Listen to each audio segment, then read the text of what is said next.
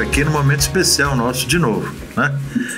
Nós, dentro da nossa série Papo da Saúde, mas principalmente dentro desse momento que a gente chama de Legados da Saúde, que é uma coisa fundamental. Nós, como já falamos em outra ocasião, nós vamos ter as eleições para prefeitos no Brasil inteiro, mas em São Paulo em particular, aquele que nos interessa, e nós vamos ter 645 novos secretários da saúde aqui no estado de São Paulo, desde grandes municípios, como é o caso da cidade de São Paulo, 12 milhões de habitantes, até pequenos municípios com 10, 15, 20 mil habitantes.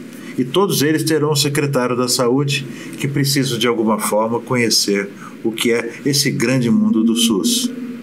Precisam entender que, no fundo, eles vão ter que fazer uma gestão da atividade, né? Não só na cidade, mas muitas vezes no campo, e muitas vezes vão ter que ter também uma atividade que talvez não tenham tido antes, que é uma atividade política, porque saúde também, principalmente a gestão pública da saúde, ela também é política.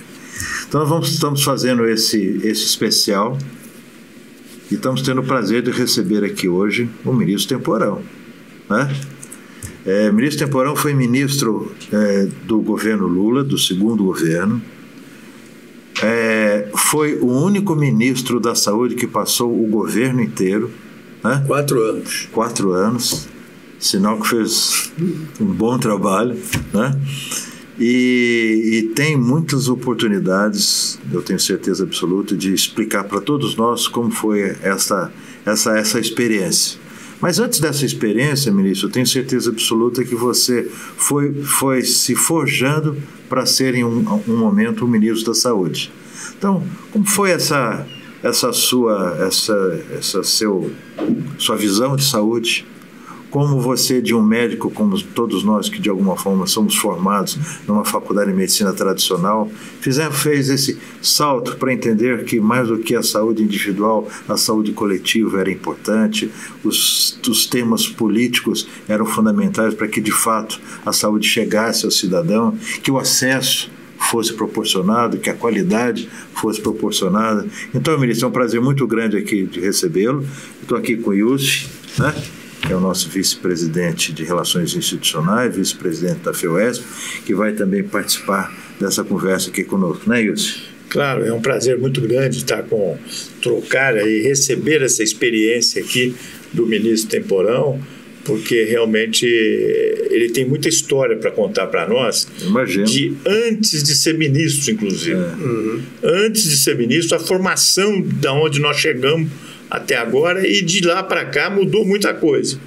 Nós vamos querer saber o que mudou para melhor e o que mudou para pior. Bom, eu agradeço o convite, é um prazer estar aqui, cumprimentar todos que nos assistem, né? Bom, eu comecei a fazer medicina no Rio de Janeiro, na Universidade Federal do Rio de Janeiro.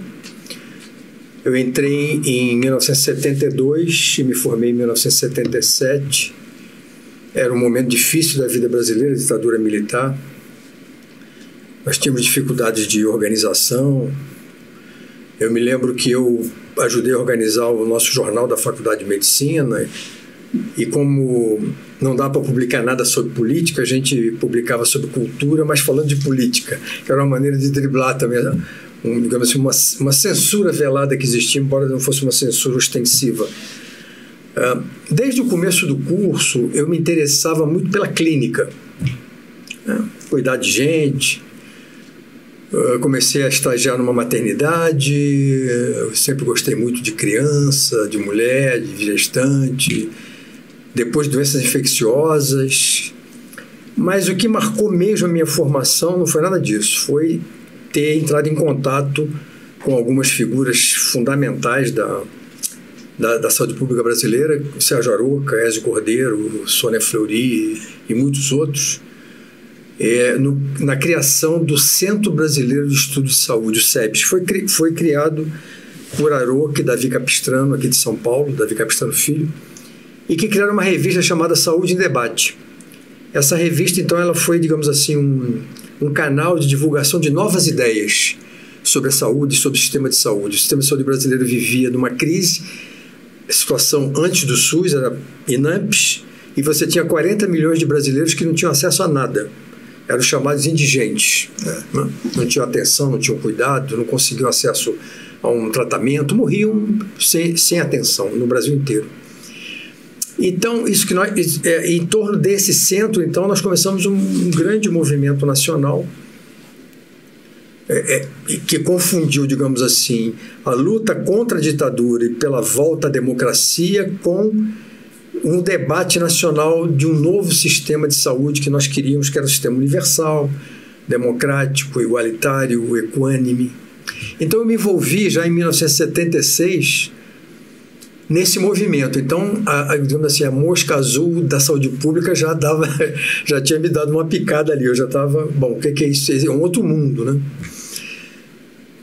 Eu ainda fiz o meu internato em doenças infecciosas, fiz minha residência em doenças infecciosas, mas aí eu imediatamente entrei como, naquela época era auxiliar de ensino, na Escola Nacional de Saúde Pública da Fiocruz, e me especializei em saúde pública, fiz mestrado, depois, mais tarde, doutorado.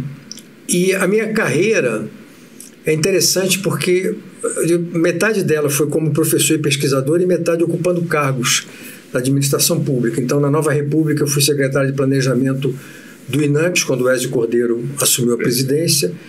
Depois eu fui subsecretário estadual de saúde, depois fui presidente do Instituto Vital Brasil, aí voltei para a Fiocruz, fiquei lá muito tempo. Depois eu fui presidente da Fundação de Apoio à Ciência e Tecnologia da Fiocruz, a Fiotec. Depois fui presidente do Instituto Nacional do Câncer, secretário de Atenção à Saúde e ministro, 4 anos. Então, nessas indas e vindas, eu voltava para a Fiocruz, sempre a minha casa, eu continuo lá até hoje. Então, digamos assim, eu acompanhei desde o início todo o debate da saúde pública brasileira, todos os movimentos, desde a minha época de faculdade. E, curiosamente, acho que o Oswaldo Cruz e eu fomos os únicos funcionários da Fiocruz que chegamos a ministro. Na época do Oswaldo Cruz não tinha Ministério da Saúde ainda, mas ele era o diretor do Departamento Geral de Saúde Pública, que equivaleria, à época, ao Ministério, né? E então eu acompanhei muito de perto, por dentro, todo esse processo, né? Eu me considero assim um militante dessa causa, né? E é incrível como o Brasil avançou. Parecia uma utopia, né? Construir nos trópicos um sistema universal. Isso não vai funcionar. Funciona, com dificuldades, mas com gigantescos avanços. Nós estávamos comentando ali, visitando a sala de situação, né? Que o Brasil, em 20 anos, reduziu a mortalidade em crianças menores de 5 anos em 60%. Claro que isso não é só resultado do SUS, tem outros fatores que impactam isso, né? A escolaridade das mães, a renda média e uma série de outros fatores. Mas o SUS, com certeza, e a sua estrutura, a sua capilaridade pelo Brasil inteiro, impactou muito. Então, para mim foi um privilégio, quando cheguei convidado pelo Lula, sem nenhuma trajetória política prévia, minha trajetória sempre foi na saúde, né? Nunca ocupei nenhum cargo, nunca fui deputado, senador, nenhum cargo eletivo. Eu já trazia, digamos assim, todo esse acúmulo de experiências, de conhecimento, e o que me permitiu desenvolver uma série de propostas novas, inovadoras, que a gente pode conversar aqui um pouco sobre isso também. Vamos sim. Só assim, você falou uma coisa que eu achei assim, bem interessante. A gente falou um pouco de política, né? Sempre parece que política ela está próxima de saúde e vice-versa, ao contrário. Uhum. Mas você falou que quando você entrou, foi chamado pelo Lula, você não tinha sido nem deputado, nem senador, nem vereador, nem nada, né? Você entrou nessa carreira. E parece que era assim mesmo, né? Primeiro você ocupava um cargo público de destaque, e depois, se você tivesse sucesso, fosse uma pessoa popular, você poderia se habilitar a outros cargos políticos. E aí sim, né, o ministro vira candidato a presidente, o ministro vira candidato a senador, ou o secretário vira candidato a deputado estadual ou federal. Mas parece que hoje inverteu. É a impressão que eu tenho, né? Você primeiro precisa ter tido uma experiência política, ter sido um cargo eletivo, E aí, se você tiver e o seu grupo político de alguma forma achar que você tem condições, você vai e assume um cargo no executivo. É assim mesmo ou estou pressionado? Não, olha só, se você olhar a linha do tempo dos ministros da saúde, você vai ter pouquíssimos não médicos. A lógica histórica é homens médicos são ministros, né? Alguns até, o que é muito comum, né?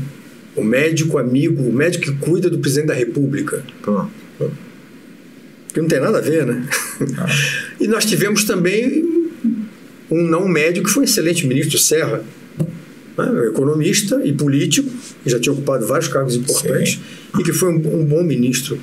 Então, eu acho que o critério não é bem por aí. No meu caso, por exemplo, depois que eu saí do Ministério, fiquei lá 4 anos, eu fui ministro com muita visibilidade, tem até algumas histórias engraçadas para contar, se você quiser ouvir depois, eu recebi vários convites. Você tem que se candidatar a prefeito, deputado federal, governador. O falecido Eduardo Campos, do PSB lá de Pernambuco, me convidou para ser candidato a governador do Rio de Janeiro. E eu nunca aceitei. Por quê? Nada contra. Eu achei importantíssimo que, inclusive, que as novas gerações se envolvam na política. Isso é fundamental para o fortalecimento da democracia. Mas, no meu caso, foi basicamente o seguinte: eu me sinto feliz e me sinto bem e sei fazer o que eu sei fazer na saúde pública, ou na saúde coletiva, como nós sanitaristas chamamos agora. Então, é por isso que eu sempre abri mão, sem nenhum preconceito, pelo contrário, eu acho que é muito importante a participação de todos na política.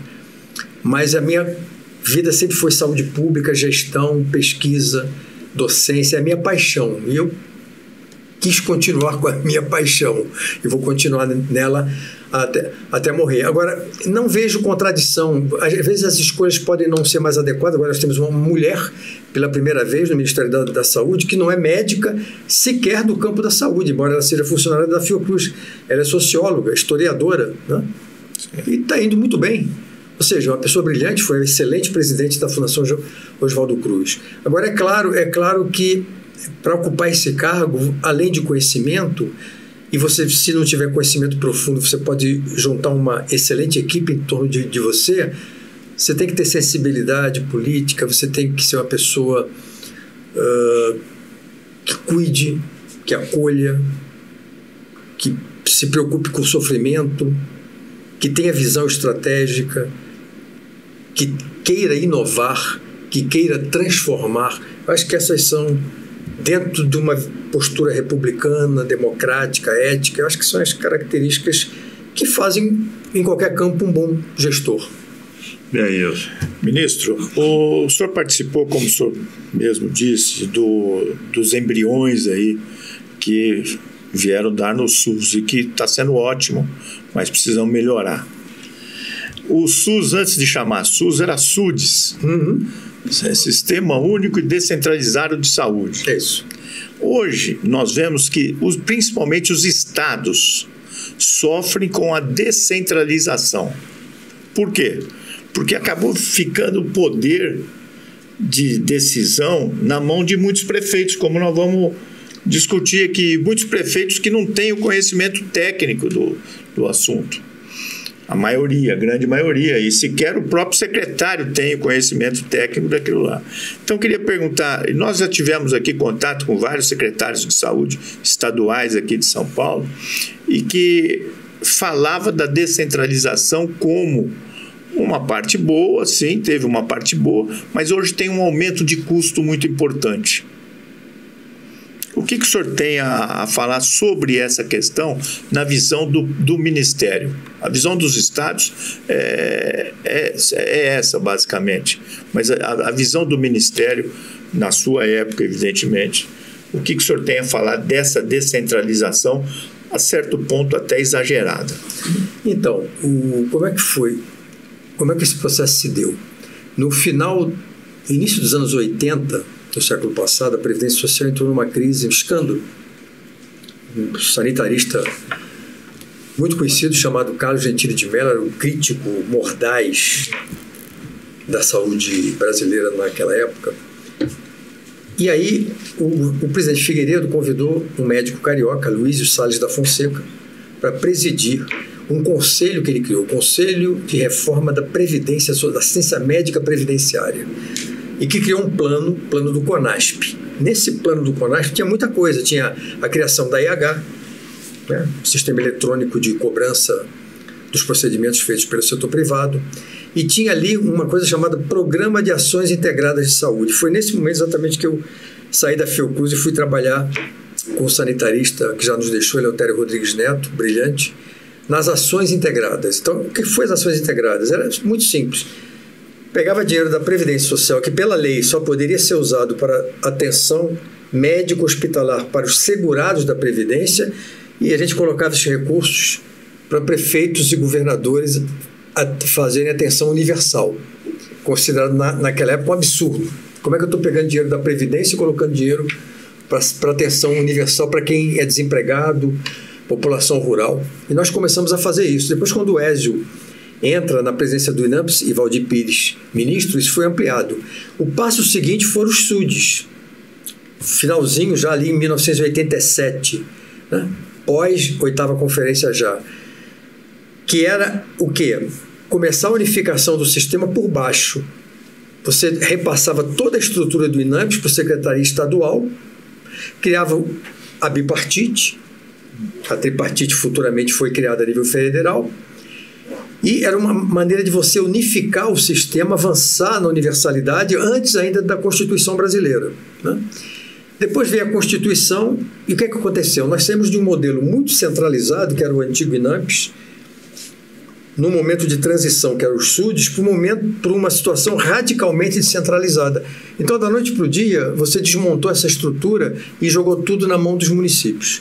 Foi uma municipalização, a meu ver, não planejada e que criou inúmeras distorções, né? E isso criou problemas e traz problemas até hoje, né? Por quê? Porque isso esvaziou muito as secretarias estaduais de saúde, né? Que tiveram que repensar o seu papel. Hoje acho que está mais claro que as secretarias estaduais têm que atuar no planejamento, avaliação, monitoramento, apoio técnico, né, e logístico às prefeituras, formação de recursos humanos, educação permanente e outras áreas. Mas acho que está faltando, olhando já para o futuro, está faltando uma outra mudança muito importante. Nós temos que sair desse sistema muito pulverizado, municipalista, para um sistema regionalizado, em grandes regiões de saúde. São Paulo tem avançado muito nisso, nesse planejamento, mas regiões de saúde que possam ter autonomia de gestão. E hoje isso não existe. Imaginar, por exemplo, que nós temos 5.500 municípios brasileiros, você poderia ter uma estrutura em torno de 420 regiões de saúde a nível nacional. Mas que essas regiões, que na verdade seriam redes integradas de múltiplos municípios obedecendo a lógicas específicas de cada área, que essas regiões pudessem contratar, licitar, planejar. Então, esse seria, muito disso que eu estou falando aqui está sendo muito discutido no CONAS, no CONASENS, no próprio Ministério da Saúde. Eu acho que foi um erro, por exemplo, na minha opinião, a extinção do INAMPS. Porque o INAMPS detinha uma grande capacidade técnica, organizacional, de relação com o setor privado, extremamente importante.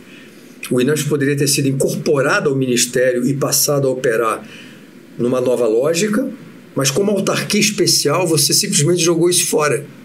Você extinguiu um órgão que podia ter tido um papel muito mais importante. Então, acho que hoje o que nós temos que rever essa municipalização fragmentada, temos que fortalecer a capacidade de gestão dos estados e temos que caminhar pensando em propostas de reformulação e qualificação e aperfeiçoamento do SUS para um modelo de regiões. Acho que o caminho é por aí. Perfeito. Eu tenho acompanhado o Renilson Reim, principalmente, que está trabalhando no projeto do BID, esse desenho aí de regionalização. Isso. E vejo que o esforço está sendo grande mesmo, no sentido de se ver se consegue isso. Mas existem barreiras, porque você tem os municípios, você tem nem sempre as regiões administrativas do estado de São Paulo, por exemplo, né, elas coincidem com as regiões administrativas da área de saúde. Então, eu penso também que o que acontece é que aquilo, aliás, quem falava bastante isso era exatamente o ex-governador do Recife, né, de Pernambuco, o Eduardo Campos. Ele falava que a gente tinha que resgatar tudo aquilo que tinha a ver com a organização do Estado, né, a regionalização e toda a discussão que tinha que ser feita antes de a gente trazer de volta, né, esses aspectos organizacionais. Que a impressão que eu tenho é que é uma bagunça, usando um termo. Hoje você não tem. Pouco, e você tem, além disso, tem um outro aspecto que eu queria chamar a atenção. Você tem uma fragmentação dos modelos jurídico-institucionais de gestão. Aí você tem administração direta, você tem contrato com a OAS, você tem terceirizações, contratos por tempo determinado, fundação estatal, que eu defendi na minha época, eu que lancei o projeto. Então, e isso tanto na atenção especializada como na atenção básica. Isso é muito ruim, né? É ruim para o gestor, porque são modelos distintos, com salários distintos. Então, se você imaginar um cenário onde nós todos sabemos, isso é um consenso global hoje, que a base do sistema de saúde é uma atenção básica de qualidade, aquela ideia antiga, eu me lembro que na época era muito comum na saúde pública antiga, tradicional, se falar em alta complexidade, média complexidade e baixa complexidade. Nada mais equivocado. Por quê? Você consideraria, então, que um neurocirurgião que faz uma cirurgia altamente sofisticada, robótica, seria alta complexidade, tá certo? Enquanto que um médico especializado em saúde da família, que trabalha na periferia de São Paulo em uma área violenta, seria uma atividade de baixa complexidade? Totalmente equivocado, é de altíssima complexidade. Um médico da família na periferia de São Paulo ou do Rio de Janeiro. São objetos distintos de atuação. O neurocirurgião precisa de uma formação específica, numa técnica específica. E o médico de família, idem. A atenção básica ela é de alta qualidade. E a tecnologia que está entrando, inteligência artificial, testes rápidos, novas tecnologias de diagnóstico e tratamento vão qualificar cada vez mais a base do sistema, né? Então, já que nós estamos dialogando aqui com os futuros secretários municipais e prefeitos, né, eu diria que, por exemplo, uma preocupação central do gestor municipal é a qualificação da atenção básica, né, das equipes da família, das policlínicas, da estrutura. Claro que as especialidades são fundamentais também, mas esse é o corpo. E aí tem essa questão. Não faz muito sentido como é que eu vou gerir essa força de trabalho, esses trabalhadores, né? Eu tenho que tentar dar uma certa homogeneidade. Por quê? Porque a base da atenção, na atenção básica, é o vínculo. É quando você estabelece um vínculo entre a equipe de saúde da família, o médico, o enfermeiro, os agentes comunitários, o odontólogo, quando tem, os NASFs, os CAPs, com o território, onde as pessoas vivem e trabalham, né? O estreitamento desse vínculo é fundamental. Ora, e como é que eu garanto isso se eu tenho, por exemplo, uma grande rotatividade nas equipes? Médicos que entram e alguns meses depois saem, enfermeiro que entra por N motivos. Então, quando você olha, por exemplo, para outros países onde essa questão é importante, como o GP do sistema de saúde inglês, existe uma estabilidade. Por quê? Porque esse médico vê nesse trabalho um projeto de vida.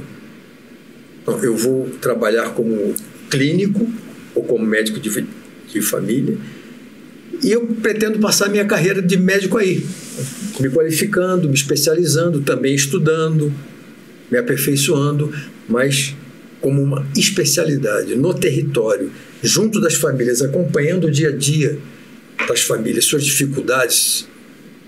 E segundo recado, atenção à saúde não é medicina. Saúde pública não é medicina. Medicina é uma parte de um todo, né? Então, E, portanto, o secretário de saúde não pode imaginar que vai, na Secretaria de Saúde, resolver a questão da saúde. Não vai. Ele tem que sentar com o transporte, porque passar 2 horas ou 4 horas por dia num transporte público, indo e voltando de casa para o trabalho e vice-versa, causa um impacto negativo na saúde. Já tem vários estudos mostrando isso. Saúde psíquica, cardiovascular, entre outras. Você tem que estar dialogando com quem cuida de saneamento e meio ambiente, poluição ambiental e outras questões, né? Você tem que ter uma relação excelente com o secretário de Fazenda, claro, de onde veio o dinheiro. Então, quer dizer, estratégias de criar espaços onde o secretariado como um todo também discute a saúde e as questões sociais, políticas e econômicas que impactam a saúde são fundamentais. Então, eu acho que esse lado também é muito importante. E a questão do financiamento, que é uma questão que evidentemente não está nas mãos dos secretários municipais, mas o Conasens é um ator político importante, né? O Brasil hoje, a maior parte do gasto é gasto privado. 58% do gasto de saúde no Brasil são gastos das empresas e desembolso direto das famílias. O desembolso direto hoje está em torno de 28%, é muito alto. A maioria com gasto com medicamentos, mas não apenas, também com procedimentos, né? Claro que quando você olha a análise internacional sobre os chamados gastos catastróficos, né, que impactam muito a economia das famílias quando surge uma doença muito grave no Brasil, é proporcionalmente muito menor, exatamente pela existência do SUS, né? Mas, de qualquer maneira, o Brasil precisa mudar essa equação. Todos os países do mundo que têm sistemas universais, o gasto público está acima de 60% do gasto total. E no Brasil ele está abaixo de 50%.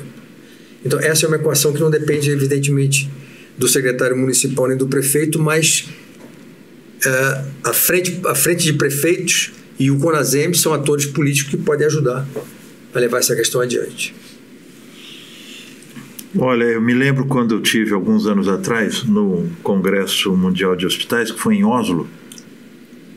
E Oslo é o IDH número 1, né? Nós somos 86, eu acho, 85, 84. Me lembro que a gente convidou o ministro da Saúde da Noruega para falar. Então, devia ter algumas coisas para nos dizer. Foi interessante que, lá, ser muito breve, ele falou, olha, eu fico feliz de vocês terem me convidado, mas eu queria entender por que vocês me convidaram. Porque eu só sou o ministro da Saúde. E ele falou, e saúde não é o que eu faço. Saúde é educação, é nutrição, é segurança pública, é tudo isso aí que você colocou. Então, perfeito. Provavelmente eles entendem de saúde mais do que a gente e tem esse discurso. E o cidadão também. Então era isso que eu queria te perguntar. O cidadão, aparentemente, no exterior, ou em alguns desses países que também têm sistemas universais, eles entendem claramente o que é que significa todos esses conceitos, ou pelo menos eles são ilustrados em relação a isso. Não sei se bem entende, mas a maior parte deles é ilustrado em relação a isso, desde a escola, né? Em compensação, no nosso país, a impressão que dá é que o cidadão confunde. Não, sempre que se fala de saúde, ele está contrapondo a doença. Então, para ele, saúde é ter hospital, é ter clínica, sim, é ter atendimento, etc, etc, tal, em contraponto tudo aquilo que você colocou, que é ter um sistema de atenção básica estruturado e organizado. O que é que a gente precisa fazer, né, para ilustrar o cidadão, ilustrar as autoridades, ilustrar os professores, ilustrar de um modo geral, né, a sociedade brasileira, para que mude esse conceito de saúde? Você toca num ponto central, né? Porque essa é uma visão muito, muito forte, né? Dessa relação que pensa que o oposto de doença, de saúde, é doença, né? Quer dizer, saúde é muito mais do que ausência de doença. Saúde se remete a bem-estar, acesso à cultura, salário adequado, etc, etc. Nós já conversamos sobre isso aqui. Mas o pensamento hegemônico que vem, o pensamento médico, a medicina que traz isso de maneira muito forte, é estabelecer essa relação entre saúde e equipamentos, né? Tecnologias, né? Então, para eu ter saúde, eu preciso ter um médico. Para eu ter saúde, eu preciso fazer exame X. eu preciso fazer um check-up anualmente, né? E, na verdade, eu diria que nas novas gerações, a meu ver, essa visão já está se ampliando bastante, né? É muito importante para o cidadão e cidadã ter clareza de que muitas das coisas com as quais ela se enfrenta no cotidiano, quando vai na feira fazer as compras. Ora, por que está aumentando muito no Brasil câncer de intestino grosso, entre outros cânceres, né, em pessoas mais jovens, né? As evidências mostram que é pelo consumo de alimentos ultraprocessados, né? Aí, quando você vê a nossa estrutura fiscal e tributária, é muito mais barato comprar um alimento semi-pronto, bolacha e refrigerante, do que comprar frutas, legumes e verduras, o que é um contrassenso. Eu acho que eu quero elogiar o governo federal, que pela medida recente houve uma mudança na composição da cesta básica, que serve de referência para o cálculo da inflação. Todos os alimentos ultraprocessados foram retirados. Mas, ao mesmo tempo, o governo federal dá 2 bilhões de subsídios para a indústria de refrigerantes da Zona Franca de Manaus. Não tem o menor sentido isso, não? Nós sabemos que o consumo exagerado de refrigerantes faz muito mal à saúde. Na Europa, nos Estados Unidos, o refrigerante é caro. Aqui é muito barato proporcionalmente. Então, essa compreensão, né, de que o padrão de alimentação, de que a qualidade do ar, de que o acesso a áreas verdes, de que o acesso à cultura, de que uma moradia decente, de que água tratada e esgotamento sanitário adequado são fundamentais, de que um salário razoável é fundamental para e impacta diretamente a saúde, esse novo olhar, que a academia chama de determinantes sociais ou de determinação social da saúde, é muito importante que essa concepção esteja na cabeça de todos os brasileiros. Por quê? Porque isso é um instrumento de luta política, por melhores condições de vida, que tem que chegar nos partidos políticos, nos candidatos a deputados, senadores, prefeitos, governadores, presidente da República, porque só assim você vai ter um grande impacto nos indicadores de saúde. Quando você olha a mortalidade infantil, eu estava me referindo anteriormente, é uma queda muito acentuada, e a gente se orgulha disso, mas os fatores são múltiplos, né? O grau educacional das mães na mortalidade infantil tem um impacto positivo, né? O aumento da renda média, né? A amamentação exclusiva no seio até os 6 meses, vacinação, saúde, enfim, um conjunto de fatores que se somam. Médicos, de saúde pública, mas também econômicos, sociais e de infraestrutura social. Ministro, o senhor falou sobre financiamento e está claro no Brasil que o SUS, desde o nascedouro, ele foi subfinanciado até por aqueles problemas com a Previdência, dividiu, o dinheiro ficou com a Previdência, a saúde separou, o Brito. Exatamente. Ministro do Itamar, né? Isso. E hoje, todo mundo sabe que é tripartite. Porém, o próprio Ministério, o governo federal, está diminuindo a sua participação ano a ano.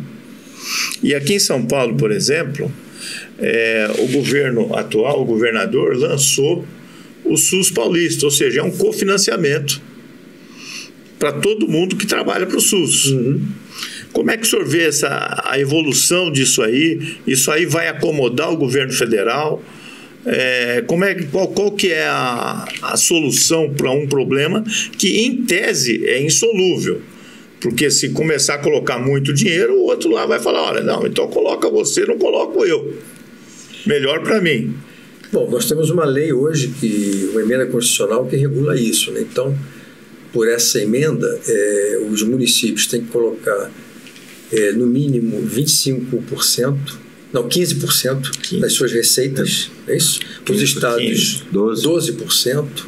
E o problema é que a União ficou sem regulamentação a lei, né? Exatamente. Então, quando você volta do passado, nos anos 80% do gasto em saúde brasileiro era gasto da União, 20% de estados e municípios. Hoje, um pouquinho abaixo de 50%. A União deve estar com uns 48% por aí hoje. e os outros 52% divididos entre estados e municípios, mais ou menos, né? Isso está onerando principalmente mais os municípios, né? Então, quando a gente defende a tese de que o Brasil tem que passar a aumentar o gasto público em saúde, e isso é um fato, o Brasil teria que chegar a um gasto de pelo menos 60% do gasto total público. Esse adicional viria de onde? Da União, evidentemente. Óbvio, você não tem mais como onerar os municípios. Os municípios não estão botando 15, estão botando 20, estão botando 25. Né? Os estados tendem a se manter nos 12%. Esse dinheiro novo terá que vir da União. Aí é uma outra discussão. De onde virá esse dinheiro sem considerar aumento de impostos? Claro, se a economia crescer, se os juros caírem, você tem uma maior folga. Mas tem uma outra dimensão que é politicamente extremamente delicada e que nós já conversamos aqui, que seria exatamente o chamado imposto do pecado, o imposto do mal. Produtos e serviços que fazem mal à saúde, direto ou indiretamente. Não é isso? Então, por exemplo, cigarro. O cigarro brasileiro, embora ele já esteja razoavelmente taxado, é um dos mais baratos do mundo. Ele tinha que ser mais caro ainda. Todo mundo sabe, todos os estudos mostram que uma das maneiras mais eficazes de você reduzir prevalência de tabagismo é aumentar o preço do cigarro. A indústria do tabaco, que é uma indústria que vive da doença e da morte, e que tem estratégias pouco éticas de funcionamento, vive dizendo o contrário, que se aumentar o preço do cigarro vai aumentar o contrabando, né? Bom, o contrabando é um problema da Polícia Federal, é um problema da saúde pública. A saúde pública tem que defender que cigarro tem que ser caro. Veja só, há 30 anos atrás, a prevalência de fumantes adultos na população brasileira era 35% da população brasileira, hoje é 10%. Por quê? Banimos a publicidade, aumentamos o preço e houve um grande esforço que envolveu escolas, associações, entidades, sociedade como um todo. Olha, é uma das coisas de maior impacto na saúde pública brasileira é a redução do tabagismo. Álcool. Álcool é uma coisa ridícula de barata no Brasil. Toda essa discussão sobre a questão das drogas ilícitas, né? As drogas ilícitas, o impacto do ponto de vista de saúde pública é ridículo diante do impacto do alcoolismo. A droga que mais mata no Brasil é álcool.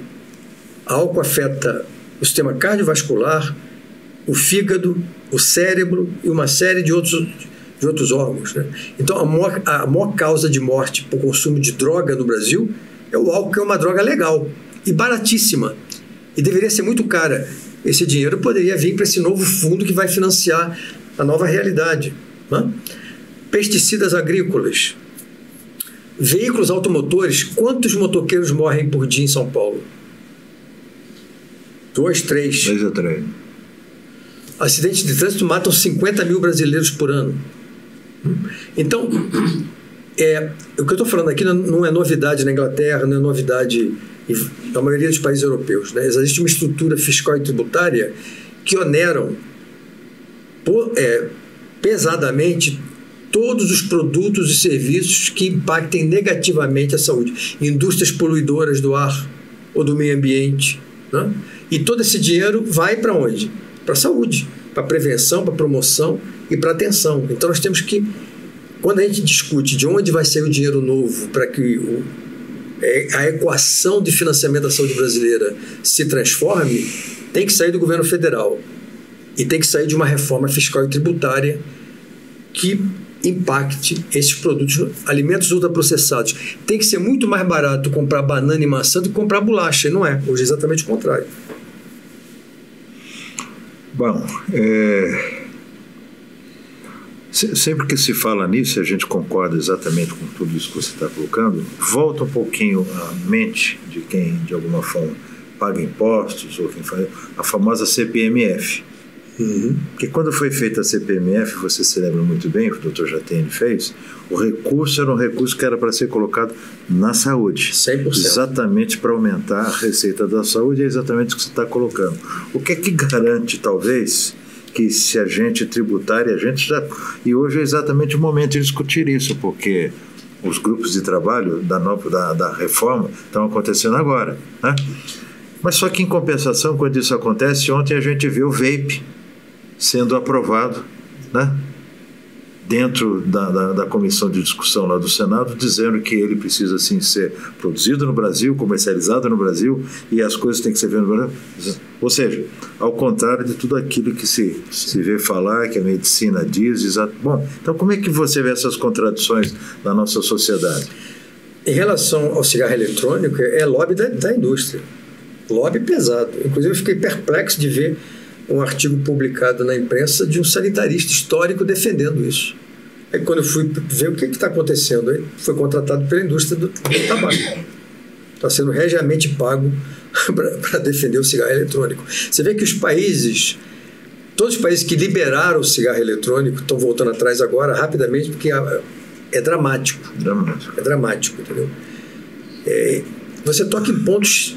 As contradições são imensas. É claro que o lobby da indústria dos ultraprocessados vai resistir. Aliás, foi uma homenagem aqui ao Carlos Monteiro da USP, que foi o brasileiro que criou o termo ultraprocessado. É um brasileiro que desencadeou essa discussão toda, né? E está sendo ameaçado de morte por conta disso. Como os valores são astronômicos, envolvem interesses econômicos e políticos muito fortes, né? Como é que você enfrenta isso?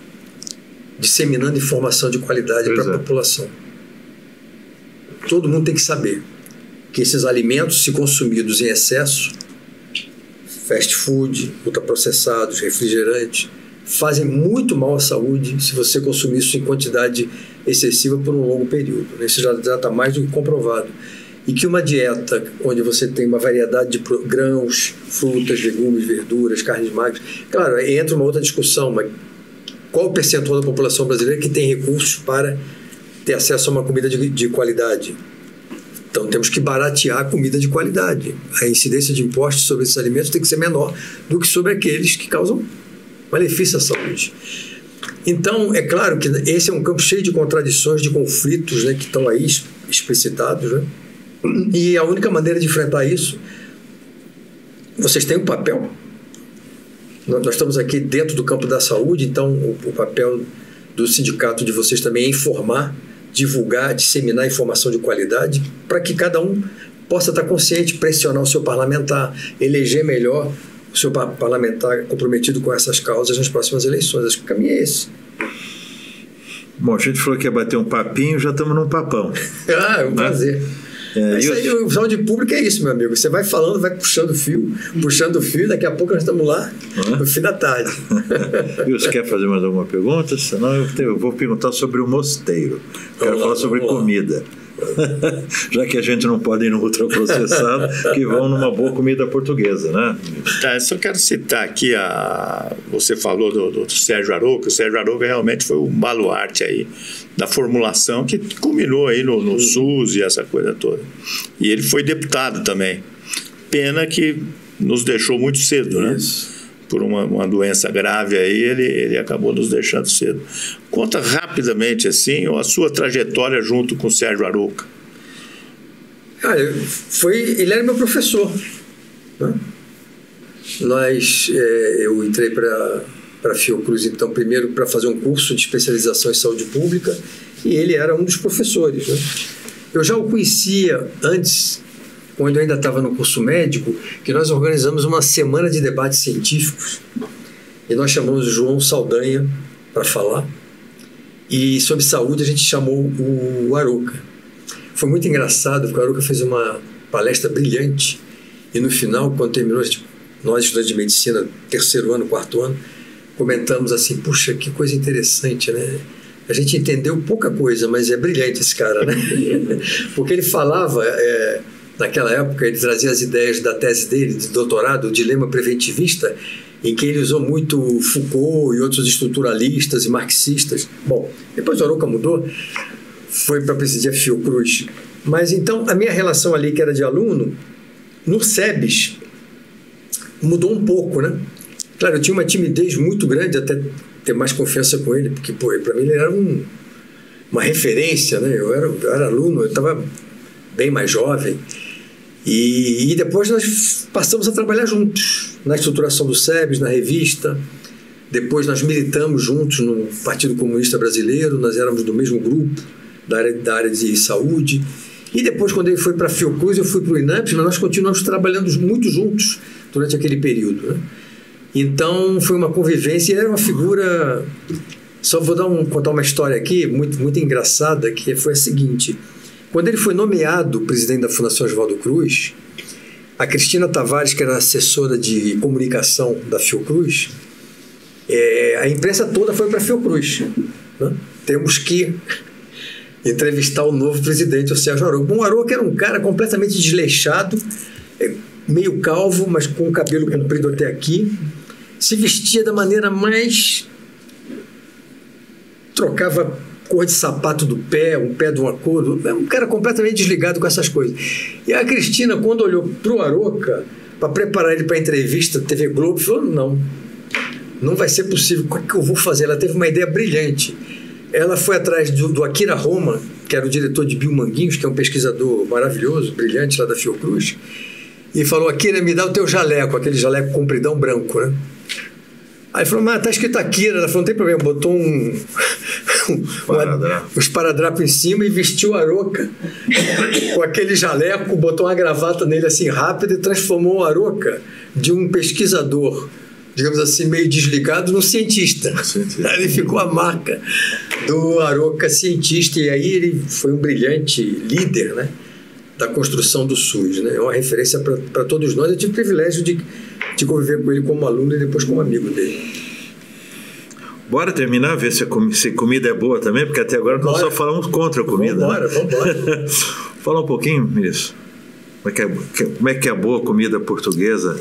Ela pode ser comida? Tem meu pai fundou um restaurante no Rio de Janeiro em 1964, o restaurante abriu, ele colocou o nome de Mosteiro e se transformou num ícone, né, da gastronomia carioca. Então, eu mesmo sentei lá no Mosteiro com o Ulisses Guimarães numa mesa, com o Renato Archer. Era um restaurante assim dos políticos, dos empresários, né? E durante 56 anos, ele, até falecer aos 97 anos, até 3 meses antes dele falecer, ele ia todo dia ao restaurante trabalhar. Brilhante, uma coisa maravilhosa assim. E comida sensacional. Bacalhau, polvo, cabrito. Empada de entrada. Eu botei lá bacalhau ao ministro Temporão, era um dos pratos que estava lá no cardápio. Em 2020, o restaurante fechou na pandemia. Nenhum dos filhos, nem netos, nem bisnetos entendia nada de restaurante e ficou fechado. E recentemente eu me encontrei com o prefeito e aí ele brincou comigo, porque uma das marcas do Mosteiro é a empada, né? Considerada uma das melhores empadas do Brasil. Ele brincou comigo, o prefeito, Temporão, cadê a empada? Eu falei, bom, tá fechado o restaurante, temos que abrir. E aí ele me apresentou um empresário, que é dono de uma rede Belmonte de botequins, que tem no Rio, muito grande. E esse empresário é uma pessoa muito inovadora e ele está reabrindo exatamente uma série de restaurantes tradicionais, o Amarelinho na Cinelândia e vários outros. E aí a família fez um acordo com ele e nós reabrimos o Mosteiro. O visual é o mesmo, os cozinheiros são os mesmos, a gente resgatou, estavam lá na Baixada Fluminense, trouxemos de volta, o cardápio é muito parecido, a decoração é a mesma, então você entra e jura que está no tradicional e antigo Mosteiro, a comida continua ótima, convido todos que forem ao Rio de Janeiro. Fica na Praça Mauá, do lado do Museu do Amanhã. Isso. Aproveita e visita aquele museu maravilhoso e almoça bem. Muito bom. Foi ótimo o nosso bate-papo. Foi um prazer. Tenho certeza absoluta que todo mundo aproveitou bastante, não é isso? Exato. É sempre muito bom conversar com o ministro Temporão. Ele que é uma pessoa que realmente tem muito a engrandecer a luta pela melhoria da saúde e agradecer nossa cultura também, né? E aí ainda tem um bacalhau com o nome dele. Exato, né? exato. Muito obrigado pelo convite. Foi um prazer.